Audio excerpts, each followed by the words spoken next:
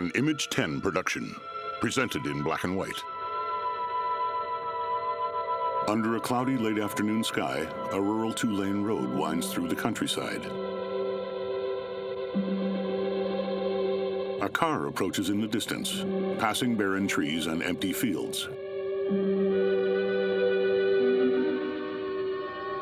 The Pontiac sedan drives on, following the curving road up a gentle incline. Night of the Living Dead.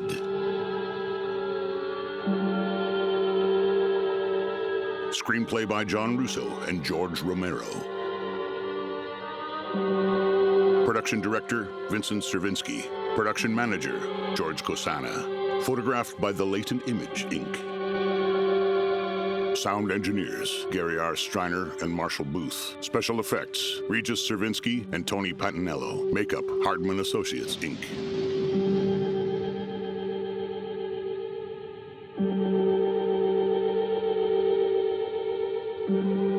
The Pontiac continues uphill at a leisurely pace.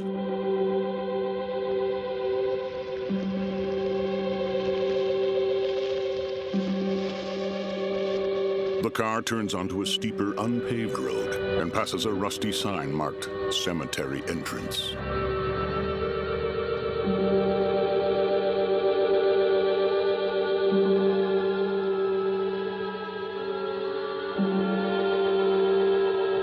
The car bumps over the rutted road into a rural cemetery. Produced by Russell W. Striner and Carl Hardman. Directed by George A. Romero. An American flag flutters on a pole by a grave. The car cruises past headstones planted in the dry, scrubby grass. The driver pulls to a stop and stubs out his cigarette. He and his passenger are young, white, and fair-haired. They ought to make the day the time changes, the first day of summer. What? Well, it's 8 o'clock and it's still light. A lot of good the extra daylight does us. Now, we've still got a 3-hour drive back. We're not going to be home until after midnight. Well, if it really bugged you, Johnny, you wouldn't do it. You think I want to blow Sunday on a scene like this? You know, I figure we're either going to have to move Mother out here or move the grave into Pittsburgh. She can't make a trip like this. Oh, no, that she can't. Is there any of that candy left? He pulls a floral cross from the back. No. Look at this thing. We still remember. I don't. You know, I don't even remember what the man looks like. Johnny, it takes you 5 minutes. Yeah, 5 minutes to put the wreath on the grave and 6 hours to drive back and forth. Mother wants to remember, so we trot 200 miles into the country and she stays at home. Well, we're here, John, all right? She rolls up her window and steps out. Test. We're back on? Oh. Ladies and gentlemen, we're coming back on the air after an interruption due to technical problem. He turns off the radio and gets out, carrying the cross. He follows the woman up the road. She puts up the collar of her trench coat and smooths her skirt. Nothing wrong with the radio. Must have been the station. Which row is it in? They step onto the grass, walking under the spindly branches of tall evergreens. Dry leaves scatter graves marked by modest headstones. The pair wander, surveying the grounds. Well, there's no one around. Well, it's late. If you'd gotten up earlier. Oh, look, I already lost an hour's sleep when the time changed. I think you complain just to hear yourself talk. There it is. They move toward a low, angled headstone.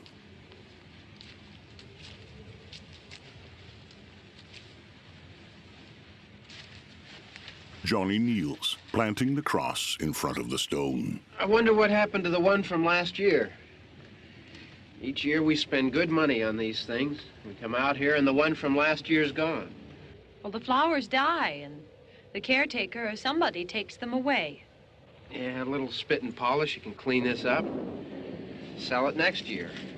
Wonder how many times we bought the same one. He stands, dusting off his suit. She kneels, clasping her hands in her lap. She bows her head. He steps away, eyeing her through his heavy-rimmed glasses.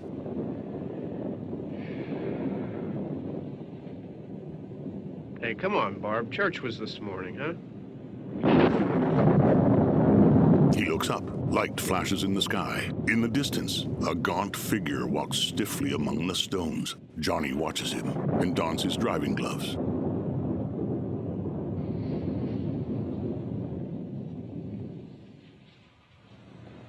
Hey, I mean, praying's for church, huh? Come on. I haven't seen you in church lately. Well, there's not much sense in my going to church. Do you remember one time when we were small, we were out here? It was from right over there. I jumped out at you from behind the tree, and Grandpa got all excited, and he shook his fist at me, and he said, "Boy, you be damned to hell." Remember that? Right over there. She stands. Well, you used to really be scared here.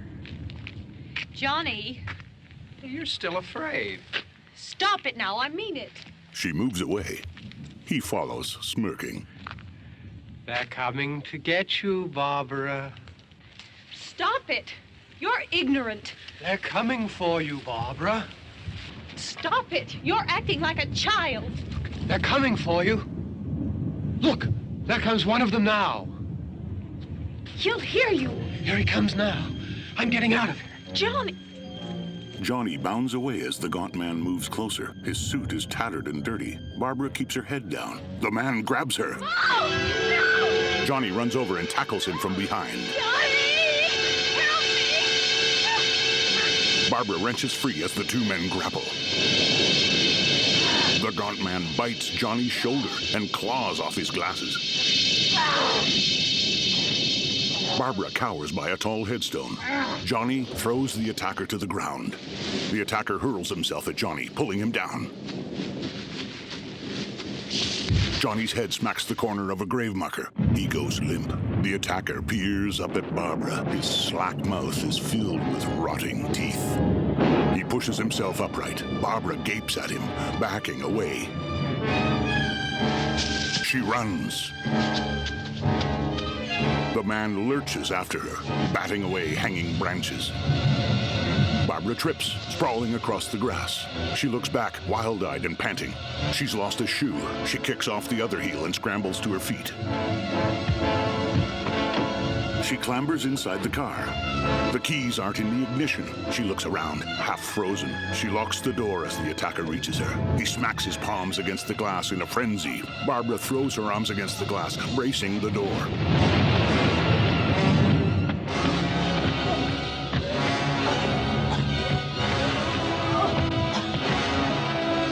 The attacker stumbles around to the passenger side. He yanks at the handle and pounds on the glass.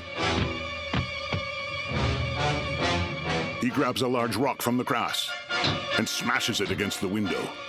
It shatters. Barbara flattens herself back. His long arms snatch at her through the broken glass, inches from her face.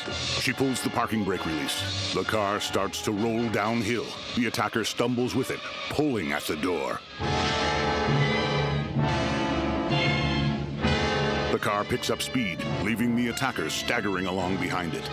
Barbara turns the wheel, guiding the car down the winding dirt road. Her attacker pursues, his gait knock-kneed and stiff.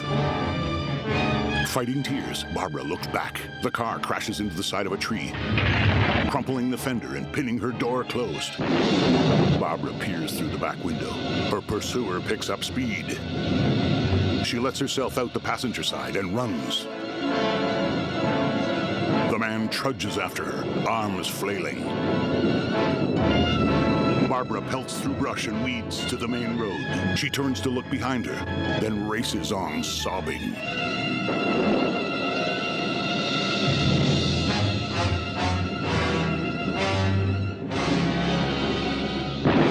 The man staggers through the weeds, over the uneven ground. Barbara halts. In the distance lies a house with a filling station outside. Shaking, she bolts for it. She steadies herself on a gas pump, eyeing the two-story house. She charges forward, her steps erratic as she checks behind her. She scurries onto the porch and tries the door, then pounds on it. She dashes downhill, falling headlong on the grass. She scurries up and runs around the back of the house. She peers around a corner and sees her pursuer shambling across the field toward the house. racing around the corner. She finds an open door and hurries inside. She throws the door shut and locks it. She leans weakly against the door. Slowly, Barbara turns to take in her surroundings. She surveys the dingy kitchen with its peeling linoleum under her stocking feet. She moves into a dim dining room.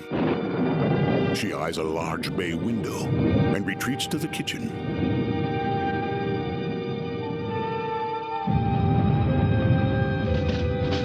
Barbara rifles through a drawer and pulls out a kitchen knife. Clutching it to her chest, she creeps to the living room. A broken lamp lies on the floor.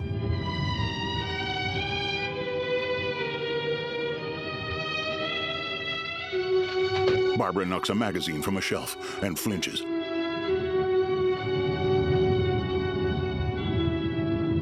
She steps carefully around the broken lamp and peers around the room with the knife clenched in her hand. She reaches a doorway and peeks around the corner. Then gingerly tiptoes across the hall into another room. Fanged animal faces leer down at her. Hunting trophies are mounted on the walls. Barbara shudders. Barbara's head whips around. Outside, her attacker reaches the house. Barbara hides behind a curtain and risks a furtive glance outside. Her attacker staggers alongside the house, getting briefly tangled in a clothesline. Barbara throws the curtain closed. She runs to a phone. She dials for the operator, crouching down for cover. She listens, her face filling with panic. She pumps on the receiver button and tries again.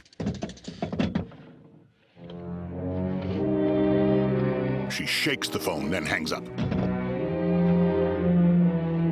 She retrieves her knife from beside the phone and runs into a dark room.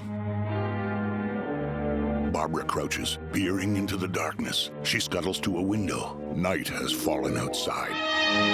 Her attacker's face looms close, eyes wide and empty. Barbara sees two more lumbering figures approaching. Her attacker spins awkwardly to see them, then turns back to the house. Barbara hurries from the window, backing into a dining chair. She sprints down the hall to a staircase. She peers over the banister, then cautiously climbs upstairs. Her eyes and mouth open wide. A ravaged body lies on the landing. One bulging eyeball stares out. Skin and flesh have been torn away, revealing the skull beneath. Barbara half falls downstairs, retching over the banister. She pounds down the hall and to the door. She unlocks it and darts outside. She shields herself against blaring light. A man appears out of the glare of truck headlights. Barbara stares at him, petrified. He looks behind him at the approaching attacker, then grabs Barbara and pushes her inside with him. He locks the door, a tire iron in his hand. The young black truck driver heaves a sigh.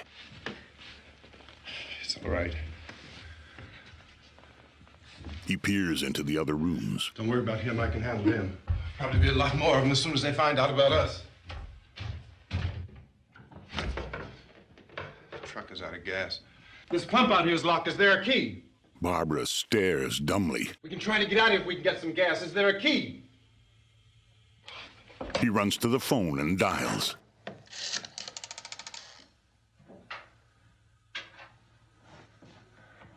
suppose you've tried this. Barbara gazes fixedly up the stairs. The driver hangs up and approaches her. Do you live here? Her hand flutters up and covers her face. The driver climbs the steps, peering up into the shadows. He stares, jaw dropping. The ravaged head seems to be grinning. Jesus. He stumbles back downstairs.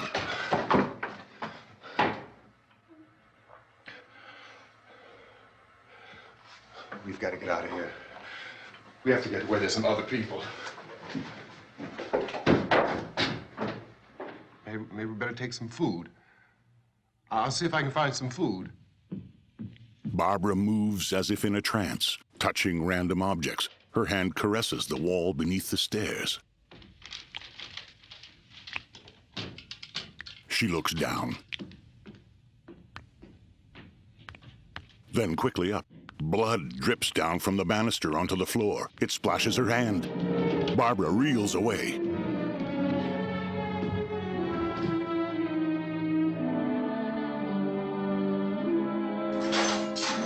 In the kitchen, the driver stuffs things from the fridge into a bag. Barbara stares at him, clutching her knife. What's happening? How do you think it's happening? What's happening? They turn to the window. Outside, one of the men smashes a headlight on the truck. It goes dark. Two of them.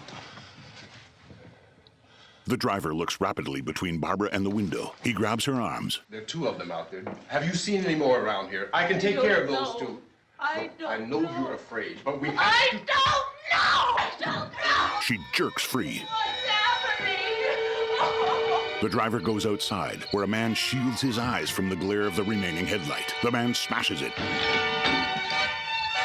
A younger man steps close to the driver, who swings his tire iron and knocks him to the ground. The driver crouches over his opponent and beats him. Another attacker looms behind him.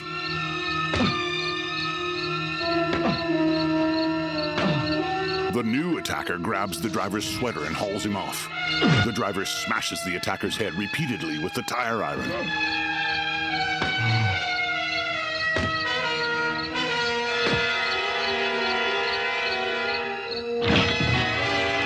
In the house, a door opens. A shadowy figure appears.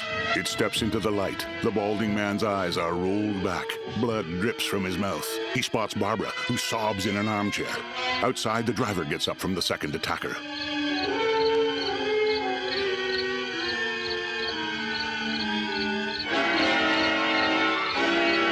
He checks the younger one, who lies motionless. The driver heaves himself toward the house. The driver spots the balding man behind Barbara and pulls her out of her chair. She runs to the door. The balding man gropes at the driver, who drops his weapon. The two wrangle desperately. The driver, bigger and more agile, pushes the balding man to the floor. The man tries to grab his neck, swollen tongue poking from his mouth. The driver strains to reach the tire iron. He swings it high and hammers it down on the man's head. He struggles to free it. It comes loose, leaving a hole in the man's forehead. Dark matter oozes from the wound. The driver sags, panting, staring at his gory weapon. A vacant-eyed man in a bathrobe appears in the doorway. The driver bashes him. The robed figure staggers backwards, clutching at his face. Behind him, more stiff-legged figures stalk toward the house. The driver slams the door and locks it. He slumps against it. I know we're in here now. Barbara stares wide-eyed at the hole in the balding man's head. She steps closer. His eyes move, catching hers. She draws closer, staring into his eyes, transfixed. Don't look at it. The driver drags the man into the kitchen by his feet.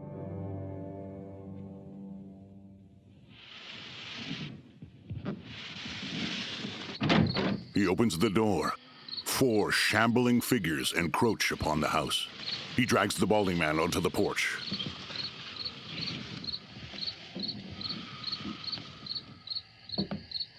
He crouches over the body, pulling out a pack of matches.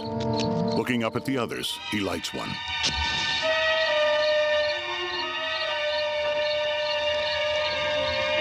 He sets the body afire. As the flames shoot upward, the others stop, cringing and covering their eyes. They back away. The driver leaves the burning body on the porch and goes back inside. He shoves a table in front of the door. Barbara stares. The driver sits on the edge of the table and wipes his forehead.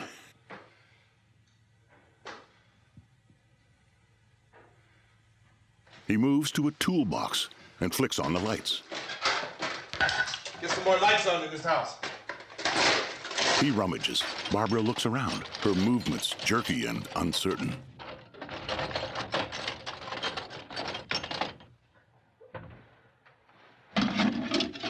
The driver pulls out a hammer.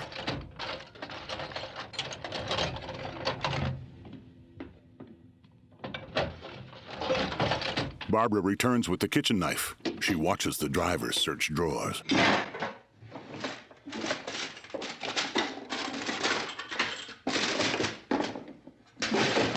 He pours out a box of nails and screws and picks through them.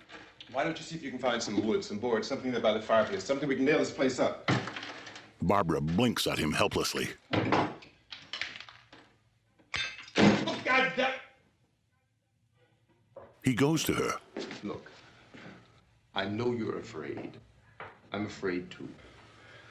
But we have to try to board the house up together. Now, I'm going to board up the windows and the doors. Do you understand? We'll be all right here. We'll be all right here until someone comes to rescue us. But we'll have to work together. You'll have to help me.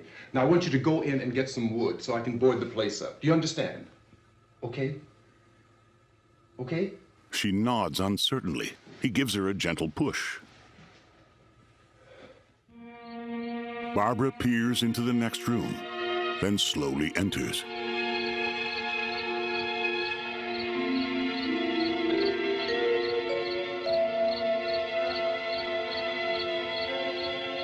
She eyes the fireplace.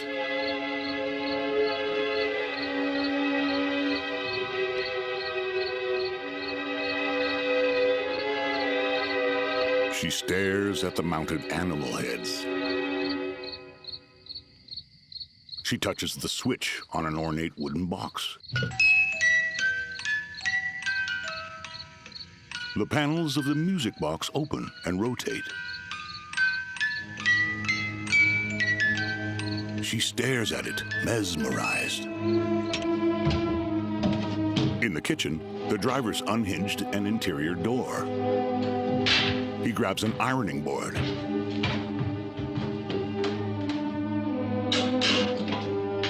He pries a footboard off a cabinet and collects a stack of planks.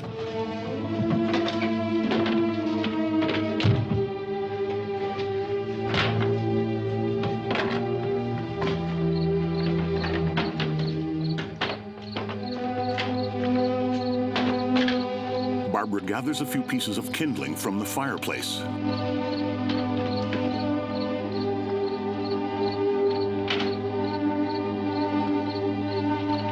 The driver lifts the unhinged door. He places it on its side against the outside door.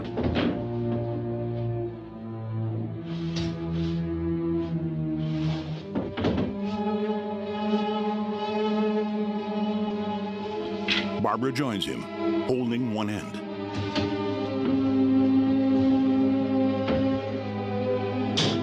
He starts to nail it in.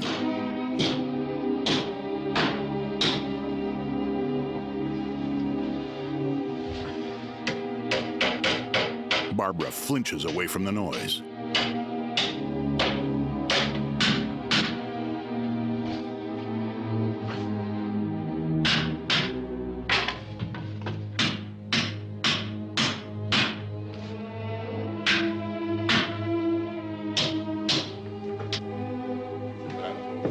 That's strong.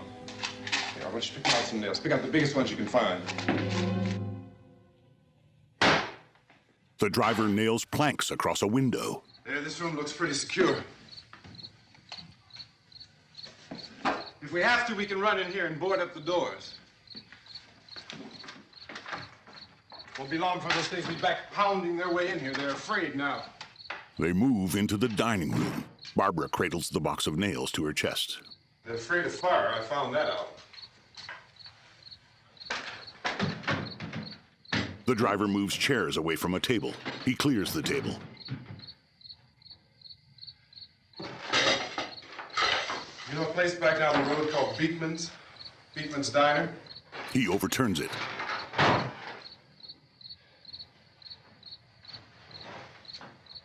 Anyhow, that's where I found that truck I have out there. Barbara absently folds the discarded tablecloth. There's a radio in the truck. I jumped in to listen to it when a big gasoline truck came screaming right across the road.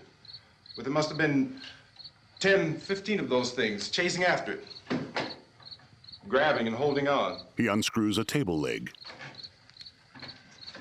Now, I didn't see them at first. I could just see that the truck was moving in a funny way. Those things were catching up to it. The truck went right across the road. Slammed on my brakes to keep from hitting it myself. It went right through the guardrail. He removes the other table legs. I guess the driver must have cut off the road into that gas station by Beekman's Diner. It went right through the billboard, ripped over a gas pump, and never stopped moving. By now, it's like a moving bonfire. Didn't know if the truck was going to explode or what. Could still hear the man screaming. He swallows. This thing is just backing away from it. I looked back at the diner to see if there was anyone there who could help me. It was when I noticed that the entire place had been encircled. There wasn't a sign of life left except... By now there were no more screams. I realized that I was alone with 50 or 60 of those things, just standing there, staring at me. I started to drive. I just plowed right through them. They didn't move, they didn't run or just stood there, staring at me. Just wanted to crush them. They scattered through the air like bugs. We were riding in the cemetery, Johnny and me. Johnny.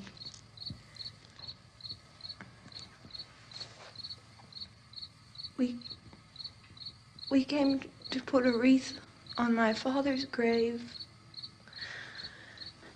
Johnny, and he said, "Can I have some candy, Barbara?"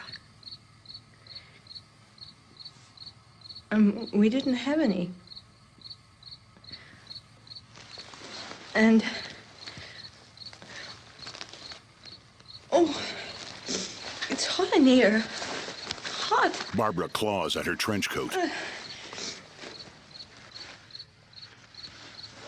And he said, "Oh, it's late. Why did we start so late?" And I said, "Johnny, if you'd gotten up earlier, we wouldn't be late." Johnny asked me if I were afraid. And I said, "I'm not afraid, Johnny." And then this man started walking up the road. He came slowly, and Johnny kept teasing me and saying, "He's coming to get you, Barbara."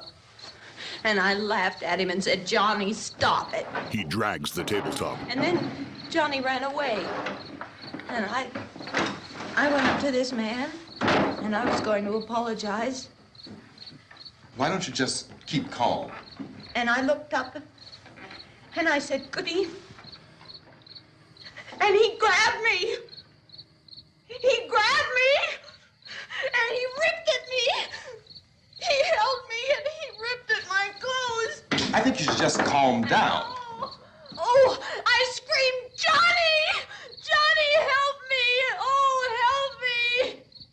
And he wouldn't let me go. He ripped came and he ran and he fought this man. And I got so afraid. I ran.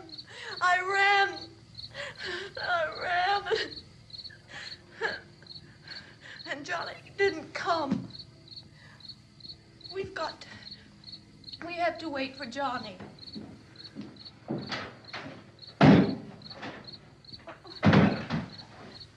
We better go out and get him. We have to go out and get Johnny. He's out there. Please, don't you hear me? We've got to go out and get him. Please! We have got to go get Johnny! Please help me! Please! She spins him to face her. Don't you know what's going on out there? This is no Sunday school picnic. Don't you understand? My brother is alone! Your brother is dead. No! My brother is not dead! She charges the door. He rips her away. Oh. She slaps him. He hits her. She reels, eyes going unfocused. He catches her as she goes limp. He carries her unconscious body to a couch and lays her down gently.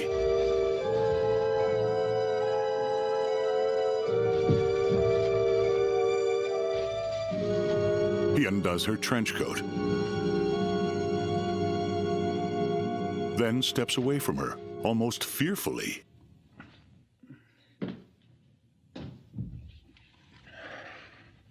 The driver switches on a radio and turns the dial.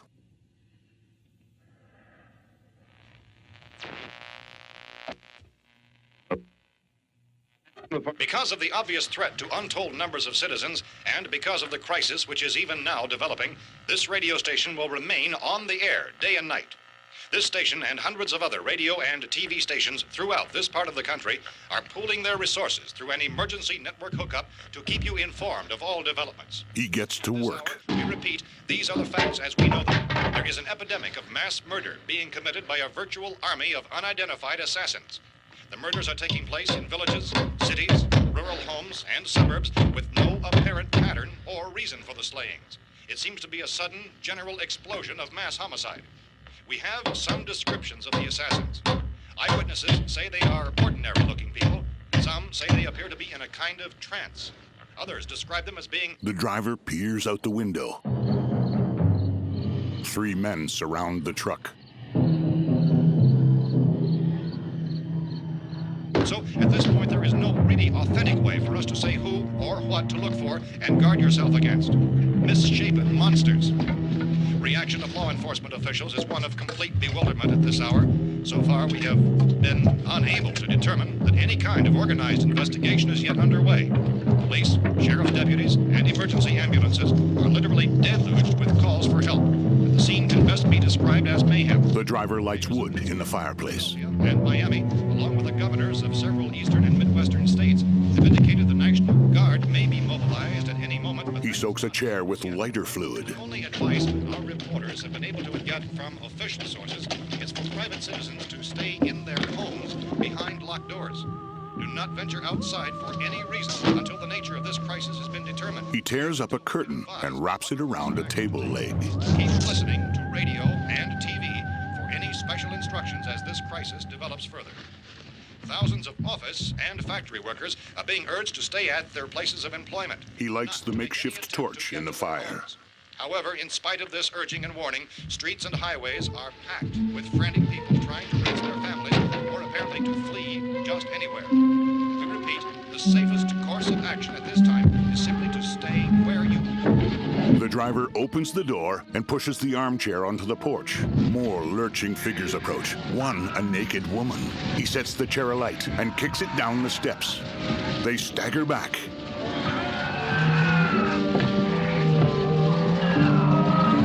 He goes back inside. Ladies and gentlemen, we've just received word that the president has called a meeting of his cabinet to deal with the sudden epidemic of murder which has seized the eastern third of this nation. The meeting is scheduled to convene within the hour.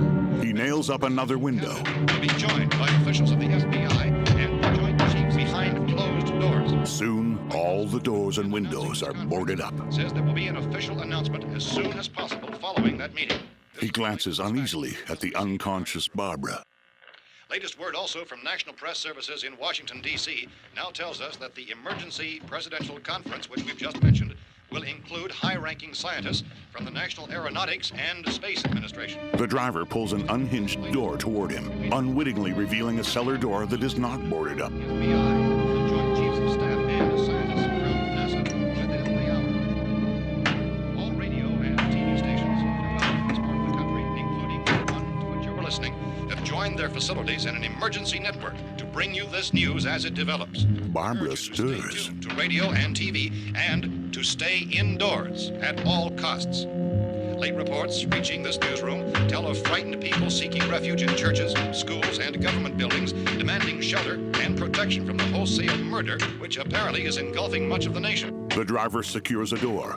Barbara sits up. Or, even at this hour, even to theorize about the reasons for this wave of murder. So far, the advice we're able to give the public is some Chief T.K. Dunmore. The driver slumps into a chair. Saying, quote, tell the people for God's sake to get off the streets. Tell them to go home and lock their doors and windows up tight. We don't know what kind of murder-happy characters we have here. He lights a cigarette, still breathing raggedly.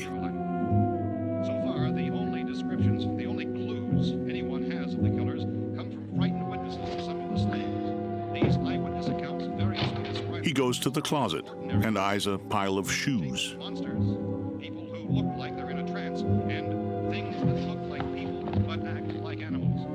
Some eyewitnesses tell of seeing victims who look as though they had been torn apart. He picks up a pair of flats. The story began developing 2 days ago with the report of the slaying of a family of 7 in their... He spots an old rifle stowed in the corner. Then reports of such senseless killings began snowballing in a reign of terror which has hopscotched in an erratic, disconnected manner throughout much of the eastern and midwestern United States. He rummages around and pulls out a box of ammo. On a map seem to indicate a general spreading of the extreme southeastern United States to the north and west. Our newsmen have been on the telephone talking with officials in other cities and have determined that none of this kind of mass murder has yet been reported west of the Mississippi River, except in the extreme south. He finds Barbara taking off her coat.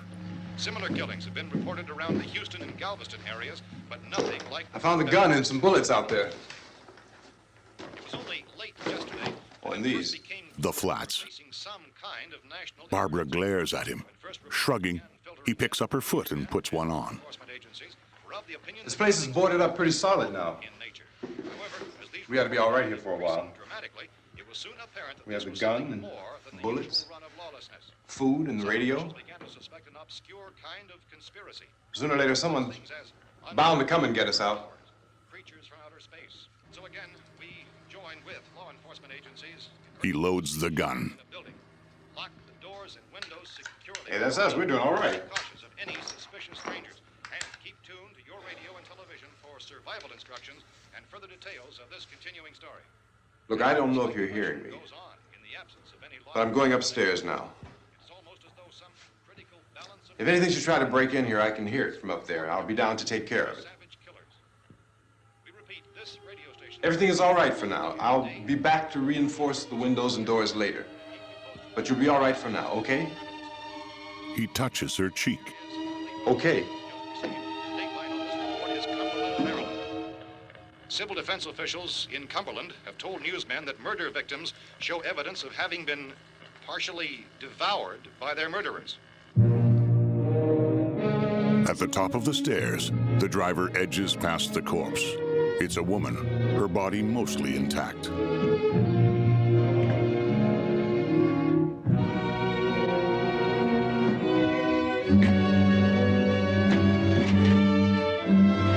He picks up the corners of a rug and drags it down the hall.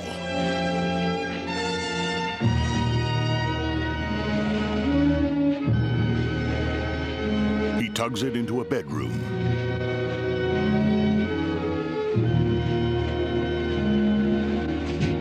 Consistent reports from witnesses to the effect that people who acted as though they were in a kind of trance were killing and eating their victims prompted authorities to examine the bodies of some of the victims. Medical authorities in Cumberland have concluded that in all cases, the killers are eating the flesh of the people they murdered. Barbara stares at the radio, her chest Received moments heaving. ago from Cumberland, Maryland, Civil defense authorities have told newsmen that murder victims show evidence of having been partially devoured by their murderers. Medical examination of victims' bodies shows conclusively that the killers are eating the flesh of the people they kill. And so this incredible story becomes more ghastly with each report. It's difficult to imagine She looks up. something actually happening, but these are the reports we have been receiving and passing on to you, reports which have been verified as completely as is possible in this confused situation. A hand shoves aside the door, hiding the cellar. No one is safe from this wave of mass murder. Two men rush out. The driver runs downstairs. He bursts into the living room. Hold it! Don't shoot! We're from town. A radio. County, Pennsylvania. The He eyes the newcomers. Both are white, one middle-aged, the other young. eaten by their slayers is true. No further details available at this time. However, How long have you guys been down there? I could use some help up here. That's the cellar. It's the safest place. You mean you didn't hear the racket we were making up here? How are we supposed to know what was going on? Could have been those things for all we knew. That girl was screaming. Sure, you must know what a girl screaming sounds like. Those things don't make any noise. Anybody would know somebody if they needed help. Look, it's kind of hard to hear what's going on from down there. We thought we could hear screams, but for all we knew, that could have meant those things were in the house afterward. And you wouldn't come up and help. Well, if there were more of The them. racket sounded like the place was being ripped apart. How were we supposed to know what was going on? Now, wait a minute. You just got finished saying you couldn't hear from down there. Now you say it sounded like the place was being ripped apart. It would be nice if you get your story straight, man. All right, now you tell me. I'm not going to take that kind of a chance when we got a safe place. We luck into a safe place, and you're telling us we got to risk our lives just because somebody might need help, huh? Yeah, something like that. All right, why don't we settle this? Look, mister, we came up. Okay, we're here. Now I suggest we all go back downstairs before any of those things find out we're in here. They can't get in here. You got the whole place boarded up? Yeah, most of it. All but a few spots upstairs. They won't be hard to fix. You're insane. The cellar's the safest place. I'm telling you, they can't get in here. And I'm telling you, those things turned over our car. We were damn lucky to get away at all. Now you tell me those things can't get through this lousy pile of wood? His wife and kids downstairs. The kid's hurt. Well, I still think we're better off up here. We could strengthen everything up, Mr. Cooper. With all of us working, we could fix this place up in no time. We have everything we need up here. We can take all that stuff downstairs with us. Man, you're really crazy, you know that? You got 1,000,000 windows up here. All these windows, you're gonna make them strong enough to keep these things out, huh? I told you, those things don't have any strength. I smashed 3 of them and pushed another one out the door. Did you hear me when I told you they turned over our car? Oh, hell, any good 5 men can do that. That's my point. Only there's not going to be 5 or even 10. There's going to be 20, 30, maybe 100 of those things. And as soon as they know we're here, this place is going to be crawling with them. Well, if there are that many, they'll probably get us wherever we are. Look, the cellar. The cellar, there's only one door, right? Just one door, that's all we have to protect. Tom and I fixed it so it locks and boards from the inside. But up here, all these windows, why, we'd never know where they were going to hit us next. You got a point, Mr. Cooper. But down in the cellar, there's no place to run to. I mean, if they did get in, there'd be no back exit. We'd be done for. We can get out of here if we have to. And we got windows to see what's going on outside. But down there with no windows, if a rescue party did come, we wouldn't even know it. But the cellar is the strongest place. The cellar's a death trap. I don't know, Mr. Cooper. I think he's right. You know how many's out there? I don't know. I think maybe 6 or 7. Look, you two can do whatever you like. I'm going back down to the cellar, and you better decide. Because I'm going to board up that door, and I'm not going to unlock it again no matter what happens. Now, wait a minute, Mr. Cooper. No, I'm not going to wait. I've made my decision, now you make yours. Now, wait a minute. Let's think about this. We can make it to the cellar if we have to. And if we do decide to stay down there, we'll need some things from up here. So let's at least consider this a while. If you box yourself in this cellar and those things get in the house, you've had it. At least up here, you have a fighting chance. Tom peers outside between boards. Yeah, it looks like about 8 or 10 out there now. There's more than there were. There are a lot out back, too. The driver strides toward the back. Arms reach between boards on a window and snatch at him. They grab his shirt. He reels back, trying to get free. Tom dashes in. Tom bashes the hands with a piece of wood.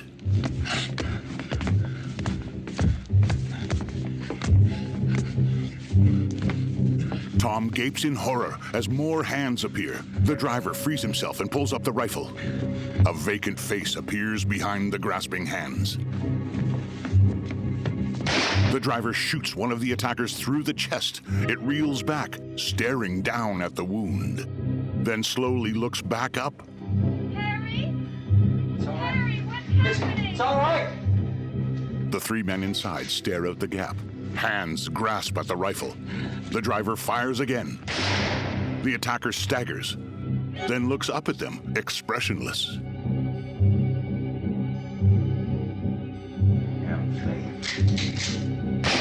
The driver fires again. The attacker falls to the grass and lies motionless, eyes wide. In the distance, more than a dozen men and women converge upon the house. The naked woman teeters over the grass.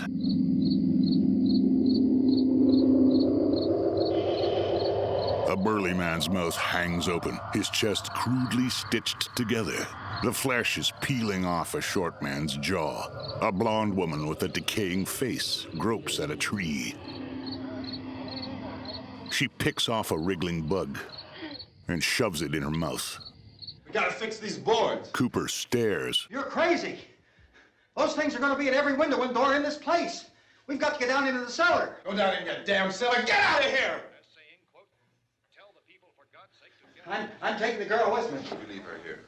Keep your hands off her. And everything else that's up here, too. Because if I stay up here, I'm fighting for everything up here. And the radio and the food is part of what I'm fighting for. Now, if you're going down the cellar, get. The man's insane. He's insane. We've got to have food down there. We've got a right. This is your house. We've got a right. You going down there with him? Tom blinks. Well, Yes or no? This is your last chance. No beating around the bush. Listen, I got a kid down there. She can't possibly, I couldn't bring her up here. She can't possibly take all the racket and those things smashing through the windows. Well, you're her father. If you're stupid enough to go die in that trap, that's your business. However, I am not stupid enough to follow you. It is tough for the kid that her old man is so stupid. Now, you get the hell down in the cellar. You can be the boss down there. I'm boss up here. You bastards. You know, I won't open this door again. I mean it. Mr. Cooper, with your help, we could... With my help. Let him go, man. His mind is made up. Just let him go. Wait a minute. Judy, come on up here, honey. A young woman appears, eyeing Cooper fearfully. You're gonna let them get hurt too, huh? It's all right, honey. Go ahead.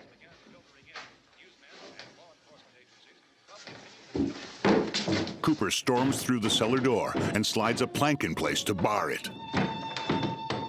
If we stick together, man, we can fix it up real good. There's lots of places we can run to up here. Mr. Cooper, we'd all be a lot better off if all three of us were working together. The driver kneels by Barbara. Hey. Hey, kid. Barbara doesn't respond. Judy and Tom eye the driver as he takes out his cigarettes. He's wrong, you know. I'm not boxing myself in down there. In the cellar, Cooper's wife sits beside their sleeping daughter. Well, we're safe now. It's boarded up tight. What about Tom and Judy? They want to stay up there, let them. He throws down a crowbar. There are two other people upstairs, a man and a girl. We heard the screaming. Yeah, but I didn't know who they were, and I wasn't about to take any unnecessary chances. Of course not, Harry. She glowers at him over the table where their daughter lies. He throws down his empty cigarette pack, scowling at her as she bandages the little girl's arm.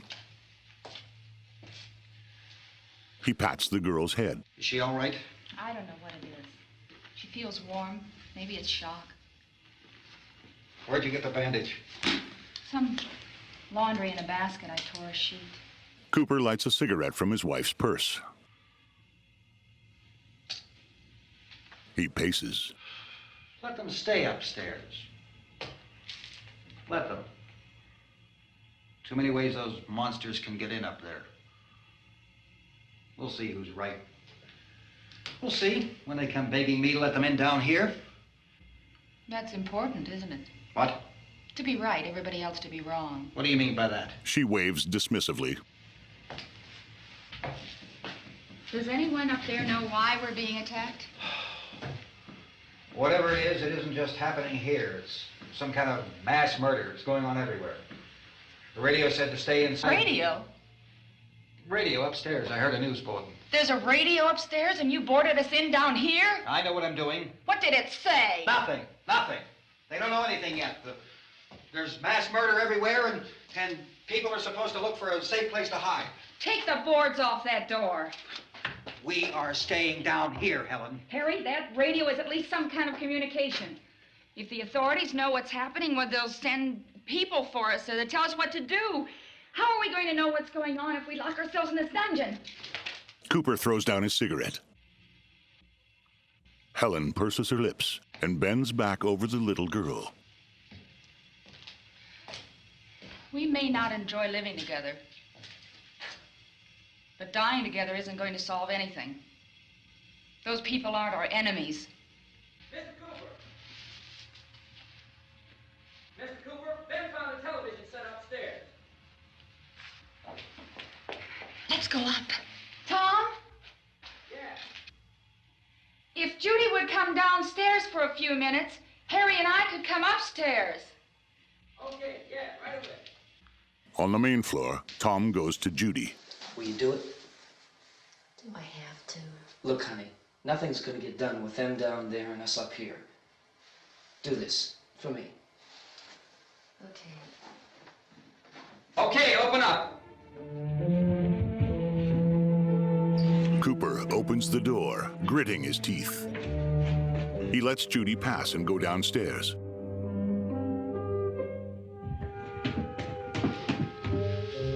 Helen squeezes her little girl's hand. I'll take good care of her, Helen. She's all I have. Why don't you go upstairs now?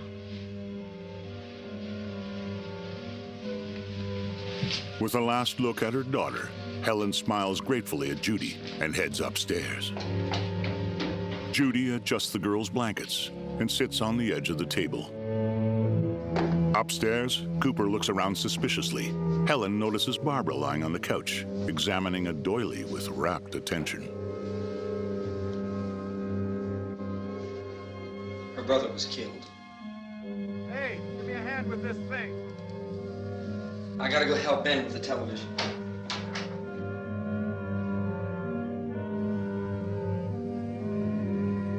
Gazing at Barbara, Helen shakes her hands impotently.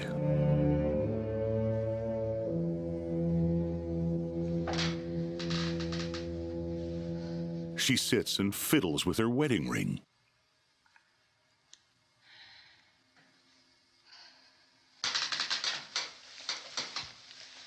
She pulls out her cigarettes. Barbara strokes the doily.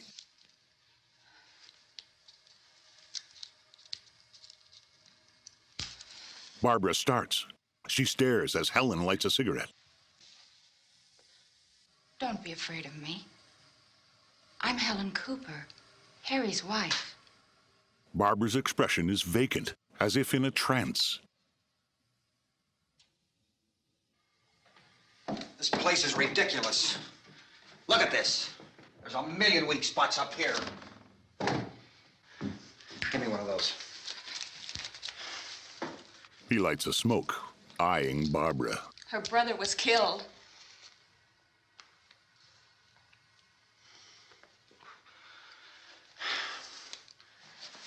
And they talk about these windows. I can't see a damn thing. There could be 15 million of those things out there. That's how much good these windows are. Why don't you do something to help somebody? Tom and the driver, Ben, carry in the television set. Here I have it. Drag a couple of those chairs together. There's a socket over here. Cooper points a finger in Barbara's face. You better watch this and try to understand what's going on. Ben glares. I don't want anyone's life on my hands. Is there anything I can do to I don't want to hear any more from you, mister. If you stay up here, you take orders from me. And that includes leaving the girl alone. It's on, it's on. There's no sound. Play with the rabbit ears. Reports, incredible as they seem, are not the results of mass hysteria. Mass hysteria. What do they think? We're imagining all this? Shut up! In all parts of the country. The wave of murder which is sweeping the eastern third of the nation is being committed by creatures who feast upon the flesh of their victims. First eyewitness accounts of this grisly development came from people who were understandably frightened and almost incoherent. Officials and newsmen at first discounted those eyewitness descriptions as being beyond belief. However, the reports persisted. And medical examinations of some of the victims bore out the fact that they had been partially devoured. I think we have some late word just arriving, and I'll interrupt to bring this to you. The anchor is handed a bulletin. This is the latest disclosure in a report from National Civil Defense Headquarters in Washington. It has been established that persons who have recently died have been returning to life and committing acts of murder. Everyone stares. Widespread investigation of reports from funeral homes, morgues, and hospitals has concluded that the unburied dead are coming back to life and seeking human victims. Barbara's eyes dart. It's hard for us here to believe what we're reporting to you, but it does seem to be a fact. When this emergency first began, radio and television was advising people to stay inside, behind locked doors for safety. Well, that situation has now changed, and we're able to report a definite course of action for you. Civil defense machinery has been organized to provide rescue stations with food, shelter, medical treatment, and protection by armed National Guardsmen.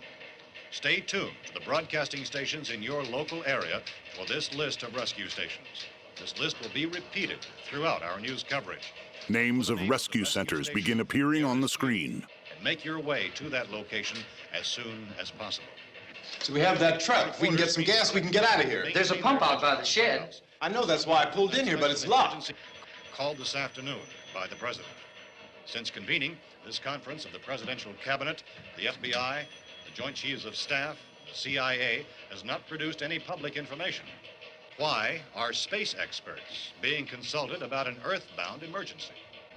Well, so far, all the betting on the answer to that question centers on the recent Explorer satellite shot to Venus.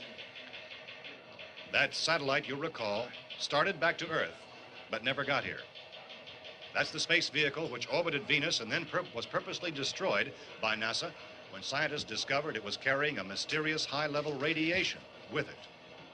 Could that radiation be somehow responsible for the wholesale murders we're now suffering? Newsman Don Quinn in Washington has posed those questions. It's obvious our best move is to try to get out of here. How are you going to get over to that pump? Look! Reporters dog three officials. You're coming from a meeting regarding the explosion of the Venus probe, is that right? Yes, that was the subject of the meeting. You feel there is a connection between this and the phenomenon? There's a definite connection. A definite connection. In other words, you feel that the radiation on the Venus probe is enough to cause these mutations? There was a very high degree of radiation. A general demurs. I'm not sure that that's certain at all. I don't think that has the been only logical irrefutably explanation that proved. we have at this time. In other words, it is the military's viewpoint that the radiation is not the cause of the mutation. I can't speak for the entire military at this time, gentlemen. This seems to I be... must disagree with these gentlemen presently until this is irrefutably proved. everything is being done that can be done. We'll have to hurry for our next meeting. Professor, you feel that there is a definite connection between a definite connection as far as Dr. Keller and myself. Doctor, please. I thought we decided that is not proved yet. Was the satellite, when the satellite was exploded? An unusual amount of radiation, enough to cause mutation under certain circumstances. They get into a car with a 3-star flag near the Capitol. It does seem to have a bearing. Will there be a reply for this further? Later? Yes. There will be a reply. Yes. Later this afternoon. There will be a report this afternoon. Perhaps there will be a report, yes. a more Later. full report. Will you close the window? We are doing everything possible to solve the problem. We're hoping to gather that some further explanation of this. We've heard all we need to know. We have to try to get out of here. He said the rescue stations had doctors and medical supplies. If we could get Karen there, we could get help for her. The screen reads Willard Medical Center. On space science and technology. Willard? I saw a sign that said Willard. It's only about 17 miles from here. You know this area. You from around here? Judy and I are both from around here. We were on our way up to the lake to go swimming. And Judy had a radio, and we heard the first reports about this. So we knew the old house was here, and we came in and found the lady upstairs dead. Then these other people came. We went down into the basement and put a bar across the door, and it is pretty strong. How could we possibly get away from here? We've got a sick child, 2 women, 1 woman out of her head, 3 men, and the place is surrounded with these things. For NASA. Dr. Grimes, your entire staff, I know, has been working very hard to find some solution to these things that are happening. Do you have any answers at this time? Yes, we have some answers. But first, let me stress the importance of seeking medical attention for anyone who's been injured in any way. We don't know yet what complications might result from such injuries. How bad has your kid been hurt? Helen falters. Now, how about the basic Look, you go down there and tell... Judy? Yeah, you tell Judy to come up here and you stay with the kid, all right? She nods. In the cold room at the university, we had a cadaver from which all 4 limbs had been amputated. Sometime early this morning, it opened its eyes and began to move its trunk. It was dead, but it opened its eyes and tried to move. Helen runs into the cellar. They want you upstairs. Did she ask for me? She hasn't said anything. I don't understand. Baby, it's Mommy. Karen stirs. I heard. I'll come back down as soon as I find out what they want. Thank you, Judy. The body should be disposed of at once, preferably by cremation. Well, how long after death, then, does the body become reactivated? It's only a matter of minutes. Minutes? Well, that doesn't give people time to make any arrangements. No, you're right. It doesn't give them time to make funeral arrangements. The bodies must be carried to the street and burned. They must be burned immediately. Soak them with gasoline and burn them. The bereaved will have to forego the dubious comforts that a funeral service will give. They're just dead flesh and dangerous. I see. Judy, I need you to find some bedspreads or sheets to tear up into small strips, okay? Is there a fruit cellar here? Yes. We need some bottles or jars to make Molotov cocktails and hold them off while we try to escape. Hey, there's a big can of kerosene down there. I'll see what I can find. I'll look for the bottles. There's a big key ring down there. There may be a key to the gas pump on it. I'll check. We can toss the cocktails from a window upstairs. Meantime, a couple of us can go out and try to get the gas and come back for the rest of the people. But that'll leave a door open someplace. Yeah, that's right. It better be this door. It's closer to the truck. Before we go out, we'll put some supplies behind the cellar door. While we're gone, the rest of you can hold up in there. I found some fruit jars in the cellar. And there's a key on here that's labeled for the gas pump out back. I'm not really that used to the truck. I found it abandoned. I can handle the truck, no sweat. Ben considers, looking down. You're it, then. You and I'll go. He hands Tom the truck keys. We'll put whatever lumber we find behind the cellar door. You can go upstairs and toss the cocktails from a window. Tom, you and I will have to unboard this door. After you toss the cocktails, you hustle back down here and lock this door. It's no good to board it up because we'll have to get back in quickly. Somewhat abashed, Cooper nods. After we get the gas and get back into the house, then we'll worry about getting everybody into the truck. Now let's move it. Jaw clenched, Cooper watches as Ben moves into action. Indications are that before this emergency is over, we will need many, many more such rescue stations. In the study, Tom joins Judy. He carries a jar of kerosene. She smiles wanly. You always have a smile for me. How can you smile like that all the time? How many do you have done? Judy hands him strips of fabric. Come on, honey, we gotta move. Tom, are you sure about the phone? The phone is dead out. All you get is a recorded message. If I could only call the folks. They're going to be so worried about us. Everything will be all right. As soon as we get to Willard, we'll call them. They might even be there. I know. Tom? Are you sure we're doing the right thing, Tom? What, about getting out of here? Yeah. Well, the television said that's the right thing to do. We've got to get to a rescue station. I don't know. Come on, honey. You're starting to sound like Mr. Cooper now. But why do you have to go out there? Look, I know how to handle that truck, and I can handle the pump. Ben doesn't know anything about that stuff. But we're safe in here. For how long, honey? We're safe now. But there's going to be more and more of those things. I know all that. Hey, listen. Remember when we had the big flood? Remember how difficult it was for us to convince you that it was right to leave? Remember we had to go to Willard then? This isn't a passing thing, honey. It's not like just a wind passing through. We've got to do something, and fast. She throws her arms around him.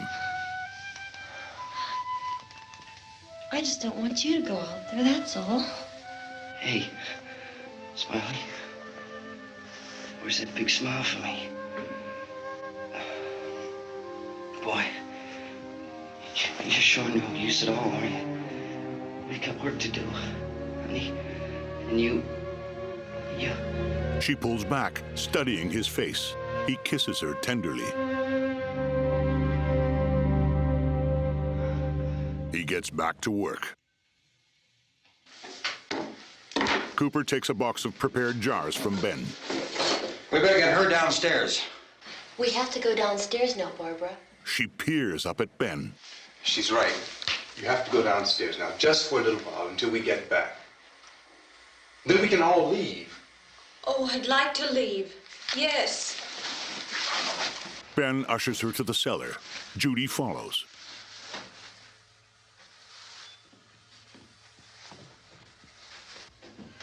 At the door, only a few boards remain in place.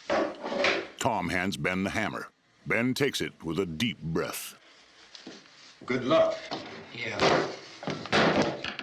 They pry off the boards.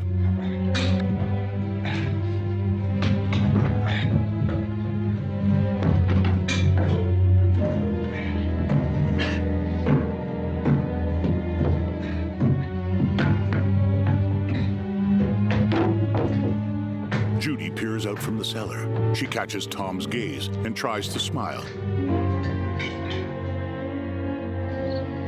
Upstairs, Cooper puts the box on a bed and opens the window.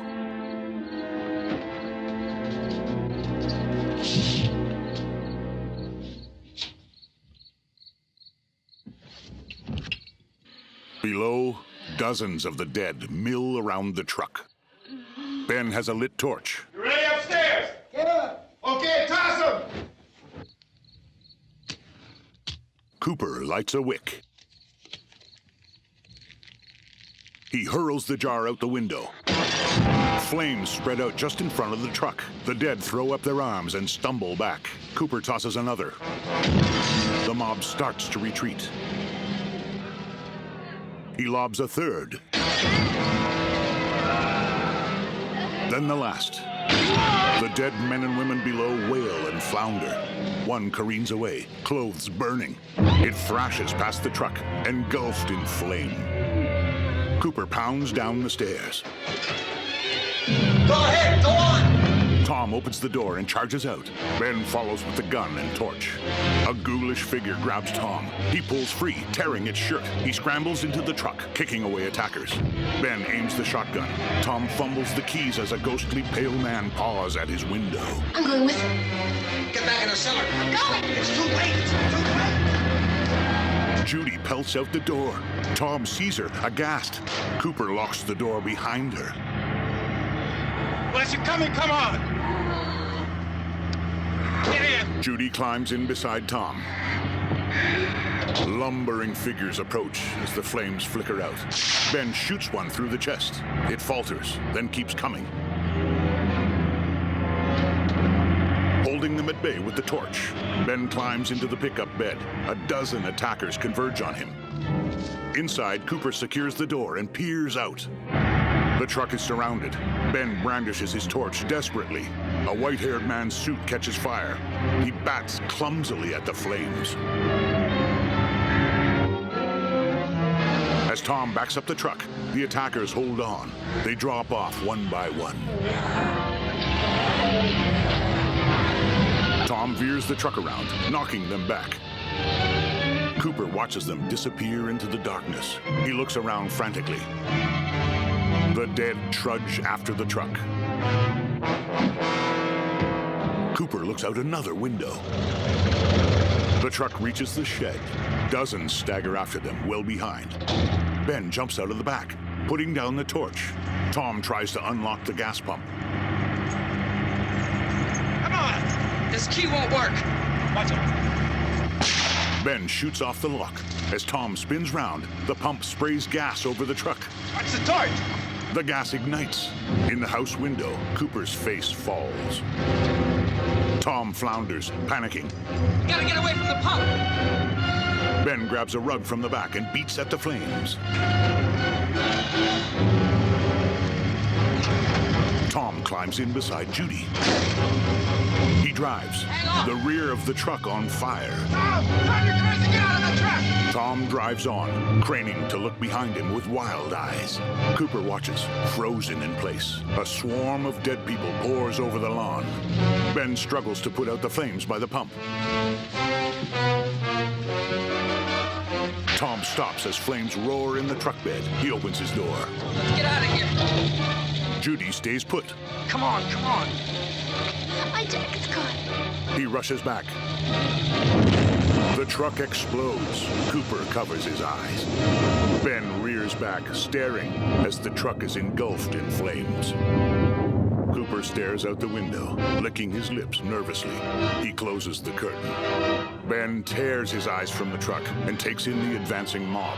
Men and women, young and old, lurch toward him. One prowls in a nightie, another an evening gown. Ben backs toward the shed, aiming his rifle.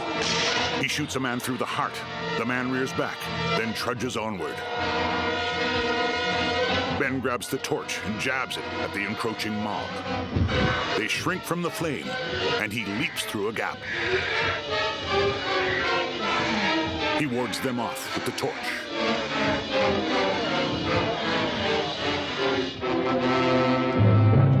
Ben fights his way through and sprints for the house.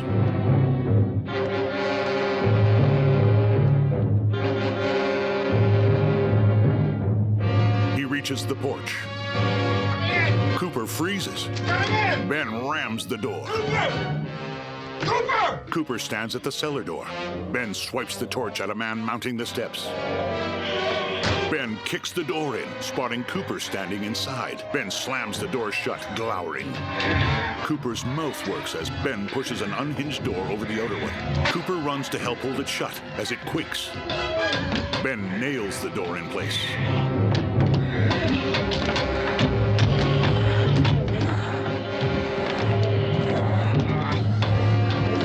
The door judders and bends.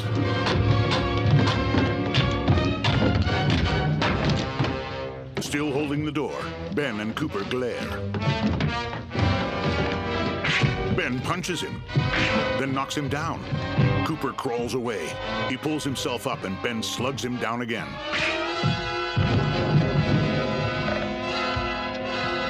Ben hauls him up and wallops him again. Cooper cowers away from him. I'll drag you out there and feed you those things! Cooper pants. He licks blood from his lip. Outside, the mob surrounds the smoking remains of the truck.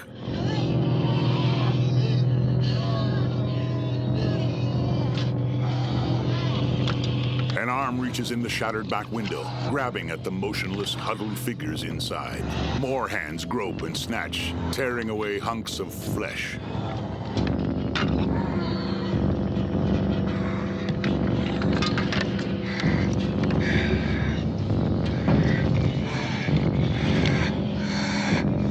They wander away, Some drop to their knees, gnawing on charred lumps of meat. Two squabble over dripping entrails. They shove gobbets of flesh into their mouths.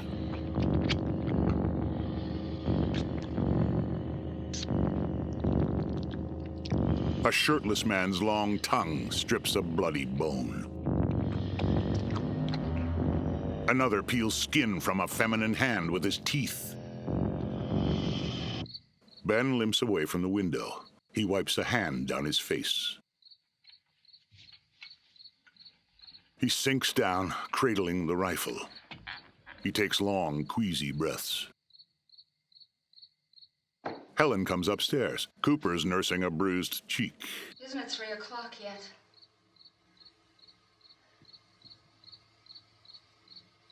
There's supposed to be another broadcast at 3 o'clock. 10 minutes. Oh, only 10 more minutes? Barbara blinks. We don't have very long to wait. We can leave. Oh, we better leave soon. It's 10 minutes to 3. Ben reloads. You know anything about this area at all? I mean, is Willard the nearest town? I don't know. We were just trying to get to a motel before dark. You said those things turned your car over. You think we can get it back on its wheels and drive it? Where is it? Seems like it was pretty far away. Seems like we ran. Forget it. It's at least a mile. Johnny has the keys.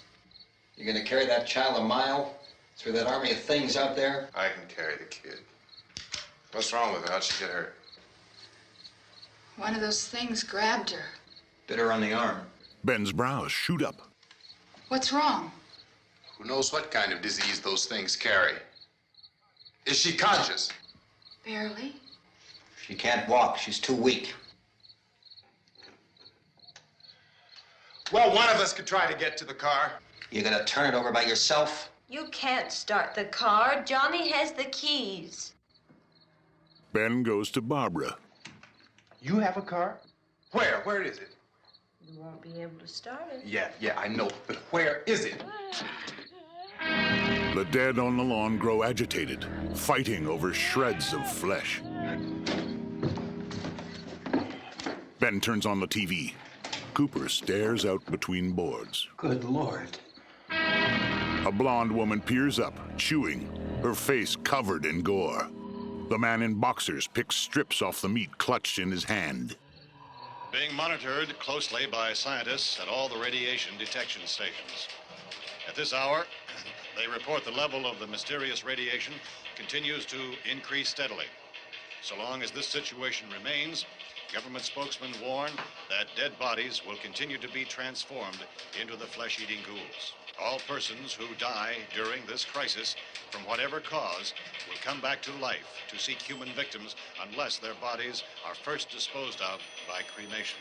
Our news cameras have just returned from covering such a search and destroy operation against the ghouls, this one conducted by Sheriff Conan McClellan in Butler County, Pennsylvania. So now let's go to that film report. All law enforcement agencies and the military have been organized to search out and destroy the marauding ghouls. The Survival Command Center at the Pentagon has disclosed that a ghoul can be killed by a shot in the head or a heavy blow to the skull. Officials are quoted as explaining that since the brain of a ghoul has been activated by the radiation, the plan is kill the brain and you kill the ghoul. Anything from the supply wagon, Cuz? No, we're all right. A posse of men carries guns. Hey, Gas, put that thing all the way in the fire. We don't want it getting up again. The leader wears a bandolier. Chief McClellan, how's everything going? Oh, things aren't going too bad. Men are taking it pretty good. You want to get on the other side of the road over there? Chief, do you think we'll be able to defeat these things? Well, we killed 19 of them today right in this area. Those last 3 we caught trying to claw their way into an abandoned shed. They must have thought somebody was in there. There wasn't, though. We heard them making all kind of noise. We came over and beat them off, blasted them down. Chief, as soon as you're finished, can I see you here? Yeah, okay.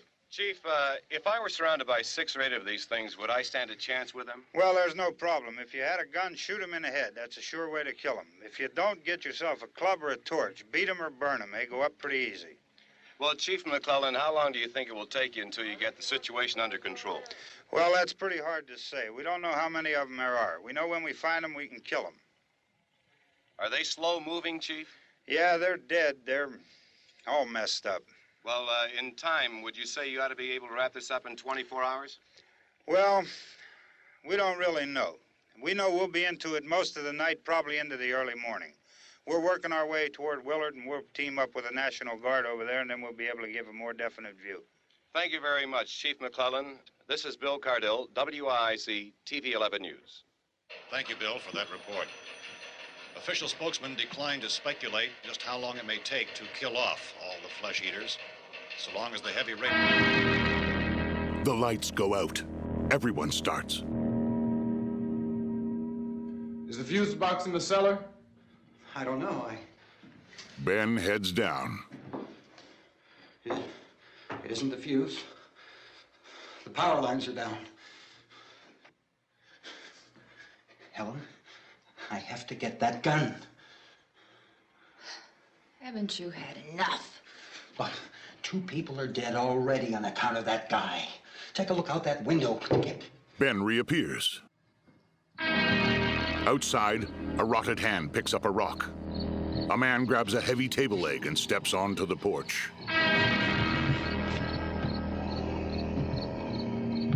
He smashes at the door. Everyone inside whips their heads toward the door, eyes wide with terror. The dead step over the chair's smoldering remains and join the assault on the door. Helen and Cooper look around, eyes wild with fear. Barbara's face is confused. Ben watches grimly through the slats. A man smashes the window. Ben runs to it, bracing the boards with his rifle. Gruesome faces leer at Ben between the boards. Hands grope for purchase. As Helen braces the outside door, she turns her eyes on Cooper, who stands by the cellar. He swallows, trembling. Get over here, man! Cooper shakes his head. Come on! Ben drops the rifle. Cooper eyes it covetously. Cooper and Helen watch as Ben braces the window against invading hands. Cooper scoops up the gun and aims it at Ben. Go ahead. Go ahead. You want to stay up here now? Helen, get the cellar. Helen shakes her head. Get the cellar now. Move! Ben throws a board at Cooper. They wrestle for control of the gun. Helen gawks, frozen. Ben gains control of the rifle. He pumps it.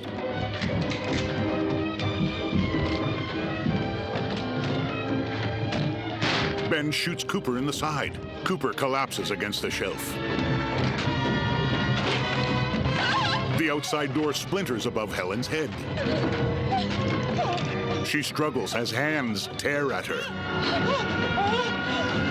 Barbara covers her eyes. Fighting to remain conscious, Cooper pitches toward the cellar.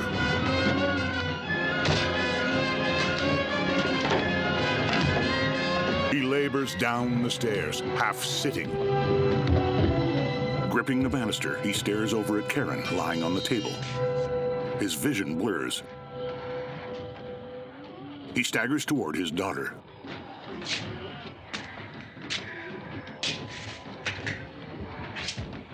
He falls to his knees beside her. He reaches out for her, shaking, then collapses on the floor.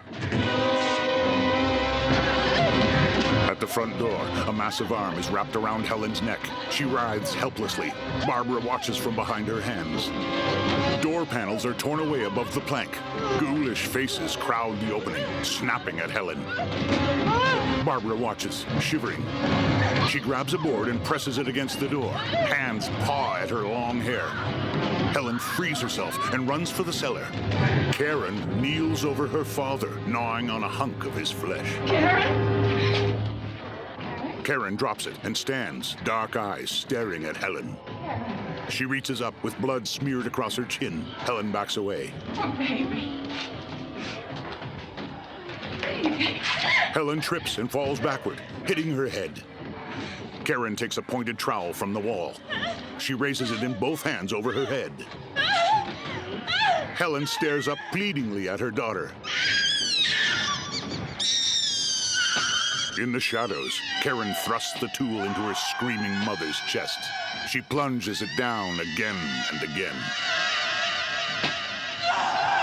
Blood splatters. Karen stabs feverishly as her mother's eyes close. Karen's shadow moves across the bloody cellar wall as she pitches her slight weight into each thrust. Upstairs, Ben and Barbara strive to keep the remains of the door closed against the tangle of clawing hands. A hand in a driving glove reaches in as the barrier starts to give way. Barbara's attacker from the cemetery is front and center. She throws her body against the falling board. Johnny's face is blank and pale. His eyes fix on his frozen sister. His gloved hand grabs her collar and drags her into his arms.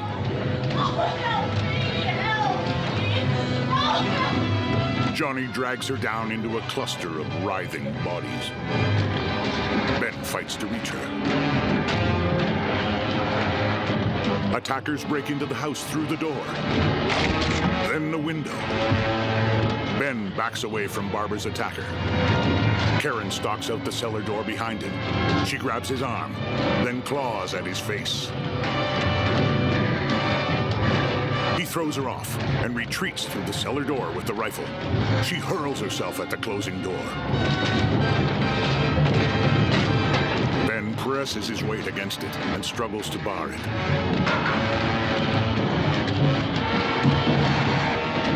Just outside, the horde streams inside through doors and windows. They converge on Karen and beat at the cellar door.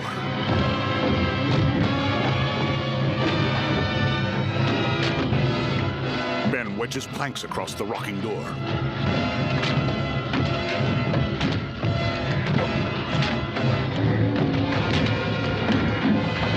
More and more of the dead crowd the house. They rock the furniture and smash at the cellar door.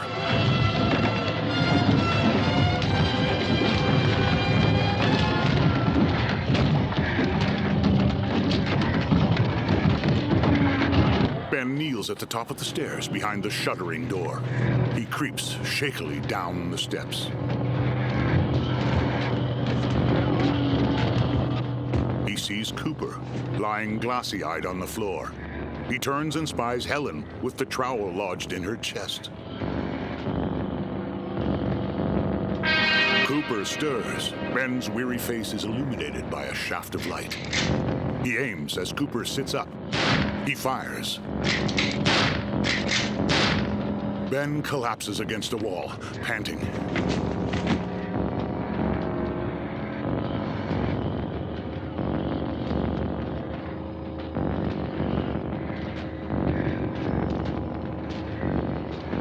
He reluctantly turns to Helen. Her eyes pop open. He fires again. Head bowed, he throws the rifle into the shadows. He staggers, knocking over a trestle table. He turns, listening, his eyes on the stairs. He searches the shadows, knocking aside furniture.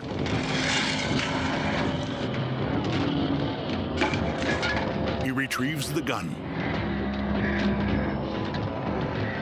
Ben kneels in the corner with it. He wipes his face. Upstairs, the attackers move away from the cellar door distractedly. They shuffle around aimlessly. Outside the two-story house, the sun shines on the empty porch and lawn. Leafless branches stretch across a cloudy sky.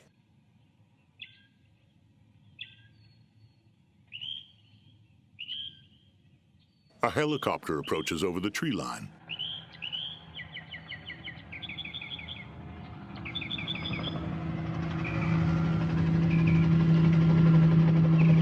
Two long long lines of figures sweep across the field, accompanied by a truck. They're Chief McClellan's posse of armed civilians. The helicopter comes in for a landing. The dry stubble of the field ripples under it.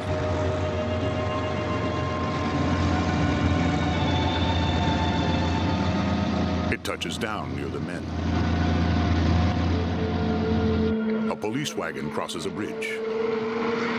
Nearby, police officers unload dogs on leashes.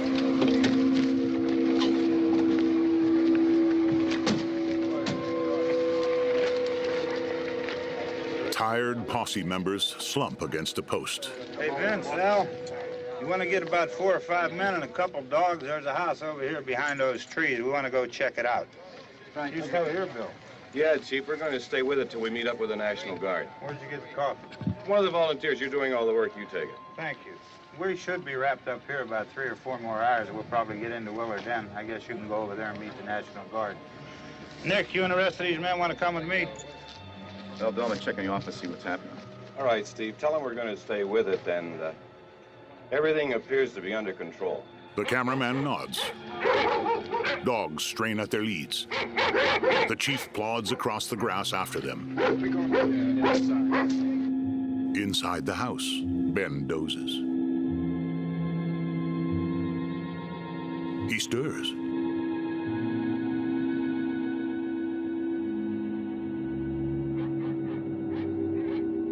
He looks up. In the field, a dog lunges towards scattered, stiff-legged figures stumbling over the uneven ground. Officers take a knee and fire their pistols. Inside, Ben listens. The police wagon kicks up dust on the dirt road. It pulls up by the chief. They need you down there by the barn. It drives on. Follow the wagon down. I only need a few men to check out the house. The chief peers into the burnt truck. Somebody had a cookout here, Vince. Yeah, sure looks like it, Cal. In the shadowy cellar, Ben stands. He creeps cautiously up the stairs. The chief and his men shoot scattered stragglers.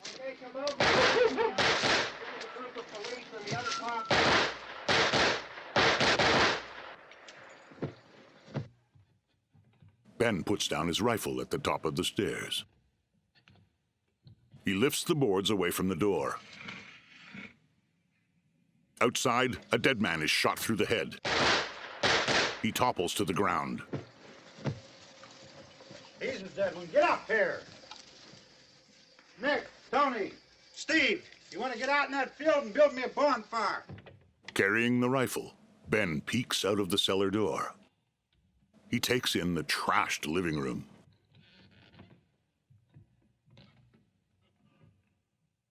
You, drag that out of here and throw it on the fire. Nothing down here. All right, go ahead down and give him a hand. Let's go check out the house, man. There's something there. I heard a noise.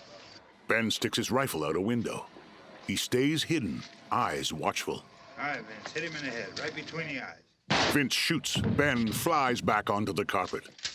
Good shot. Okay, he's dead. Let's go get him. That's another one for the fire.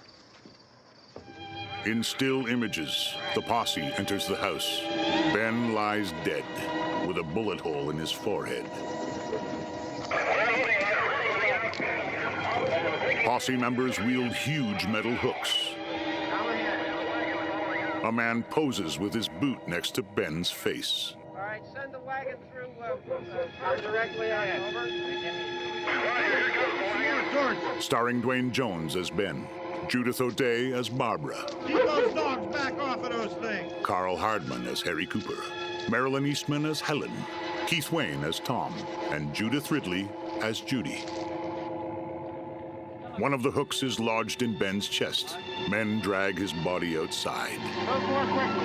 With Kyra Schoen, Charles Craig, Bill Heinzman, George Kosana, Frank Doak, and Bill Chili Billy Cardill, A.C. McDonald, Samuel R. Salido, Mark Ricci, Lee Hartman, Jack Gibbons, R.J. Ricci, Paula Richards, John Simpson, Herbert Summer, Richard Ricci, William Birchinal, Ross Harris, Al Croft, Jason Richards, and Dave James.